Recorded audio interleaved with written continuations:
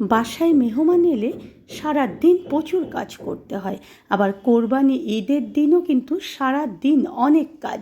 এরকম কর্মব্যস্ত দিনের পরের দিন সকালের নাস্তা বানানোটা আমাদের জন্য খুবই কষ্টের হয়ে যায়।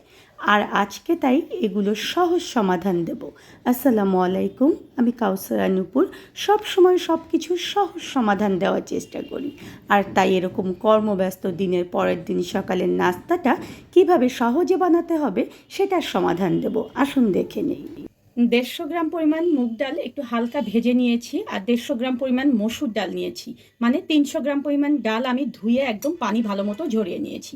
আর এখানে আমি নিয়েছি 700 গ্রাম পরিমাণ কালো জিরা চাল বা চিনি গুঁড়া চাল, যে কোনো চালই আপনারা ব্যবহার করতে পারবেন। আর সেটাকেও আমি দেখুন যে ধুয়ে একদম ভালো মতো পানি ঝরিয়ে নিয়েছি।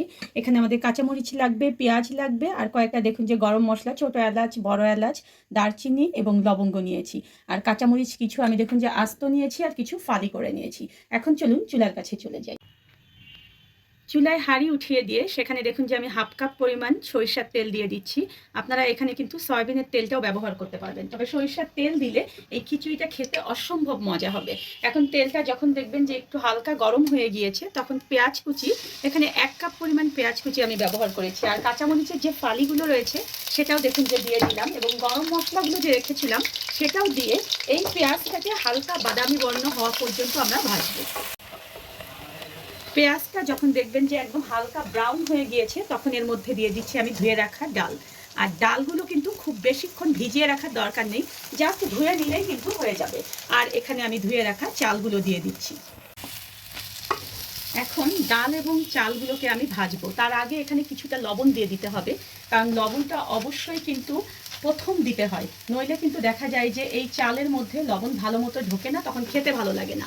আর লবণ আগে দেওয়ার আরও একটা কারণ হচ্ছে এই যে আপনি ভাজবেন, এই ভাজার সময় আপনার হাঁড়িতে লেগে যাবে না। এখন একটা কথা বলি, যে যেহেতু ঈদের পরের দিনের জন্য এটা স্পেশাল খিচুড়ি, তাই এই জায়গাতে আমরা কিন্তু হলুদ দেবো না, কারণ হলুদের কাজটা কিন্তু আমরা এই যে ঝোলটা রয়েছে আমাদের এবং কয়েকটা মাংসের টুকরো রয়েছে এটা দিয়েই হয়ে যাবে। এখান থেকে দেখুন যে কিছুটা তেলালা মশলা আমি এর মধ্যে দিয়ে দিচ্ছি, যাতে করে এটা সুন্দর একটা হলুদ কালার হয়ে যায়। এক্সট্রা হলুদ কিন্তু আমরা এখানে ব্যবহার করব না, এক্সট্রা কোনো আদা রসুন বাটা ব্যবহার করব না, কারণ এই মশলাটা দিয়েই কিন্তু আমরা এটা রান্না করব। এখন এটাকে আমরা 4 থেকে 5 মিনিট ধরে মাঝারি আঁচে একটু ভাজবো। চালটা আমরা সুন্দর মতো দেখুন যে ভেজে নিয়েছি, আর চালটা দেখুন যে কত সুন্দর ঝরঝরে হয়ে গিয়েছে। এখন এখানে দিতে হবে পানি। পানির পরিমাণটা কতটুকু, আপনার চাল এবং ডাল মিলিয়ে ঠিক যতটুকু তার ডাবল পরিমাণ পানি এখানে দিতে হবে। আর পানিটা কিন্তু অবশ্যই গরম পানি হতে হবে। দেখুন পানিটা যেহেতু গরম, সেহেতু দেওয়ার সঙ্গে সঙ্গে কিন্তু এখানে বলক চলে এসেছে। এখন এটাকে আমরা ঢেকে দেব, আর এই জোর আঁচে না রেখে মাঝারি আঁচে আমরা এটাকে ততক্ষণ পর্যন্ত রান্না করব যতক্ষণ পর্যন্ত না এই পানি এবং চালটা সমান সমান হয়ে যায়। দেখুন পানি এবং চাল কিন্তু একদম সমান হয়ে গিয়েছে। প্রথম অবস্থায় কখনোই আপনারা মশলাওয়ালা তরকারি এখানে দিয়ে দেবেন না। কেন বলছি, তার কারণ হচ্ছে তাহলে এই চাল এবং ডালটা কখনোই ভালো মতো সিদ্ধ হবে না। এখন দেখুন যে আলতো হাতে আমি এগুলোকে নেড়ে চেড়ে দিলাম, এই চালটা কিন্তু আমার 50% সিদ্ধ হয়ে গিয়েছে। ঠিক এই অবস্থায় এসে আমার যে মশলাযুক্ত মাংসটা সেটা আমি এখানে দিয়ে দিচ্ছি। এখানে কিন্তু মাংসের পরিমাণ খুবই কম, একদম মশলা ঝোল এগুলোই বেশি। আর এটা আপনারা রান্না করে খাওয়ার পরে নর্মাল ফ্রিজে সংরক্ষণ করে রেখে দেবেন। আর যেহেতু ঈদের দিন রান্না হয়, পরের দিন কিন্তু রান্না করতে একদমই ইচ্ছে করে না। আর সকালবেলাটা এরকম একটা মজাদার খিচুড়ি এত অল্প ঝামেলায় করাটা খুবই সহজ এবং খুবই মজাদার। এখন দেখুন যে আমি আলতোভাবে এটাকে নেড়ে চেড়ে দিলাম। মাংসটা কিন্তু আমি একদম সব জায়গায় নেড়ে চেড়ে দিলাম না, মাঝখানে জাস্ট রেখে দিলাম। দিয়ে এটাকে ঢেকে অল্প আঁচে আমি রেখে দেবো চালটা সিদ্ধ না হওয়া পর্যন্ত। দেখুন জালটা একদম অল্প আঁচ করে দিয়েছি।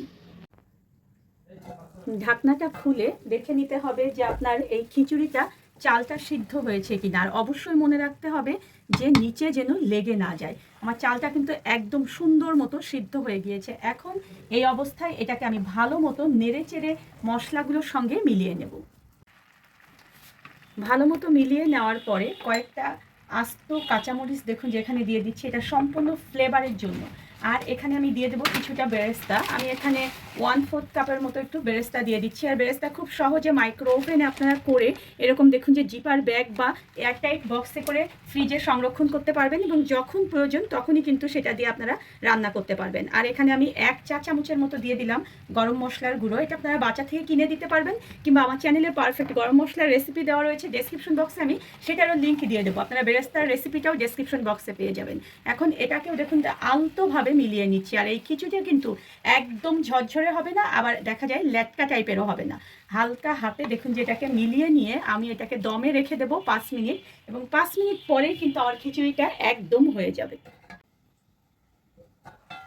হয়ে গেল দেখুন যে আমার মজাদার খিচুড়ি। আর আমার এই খিচুড়িটা দিয়ে 7 থেকে 8 জন ভর পেটে খেতে পারবেন, এবং এটা হতে আমার মোট সময় লেগেছে 25 মিনিট। এখন চলুন পরিবেশন করার পালা। দেখলেন কত সহজে এটা তৈরি করে ফেলা গেল, আর এটা খেতে কিন্তু আর কিচ্ছু লাগবে না। ধন্যবাদ সবাইকে আমার সঙ্গে থাকার জন্য। আর এরকম সহজ সহজ আরও নতুন নতুন রেসিপি পেতে হলে প্লিজ চ্যানেলটা সাবস্ক্রাইব করে পাশের যে বেল আইকনটা রয়েছে সেটা বাজিয়ে দেবেন।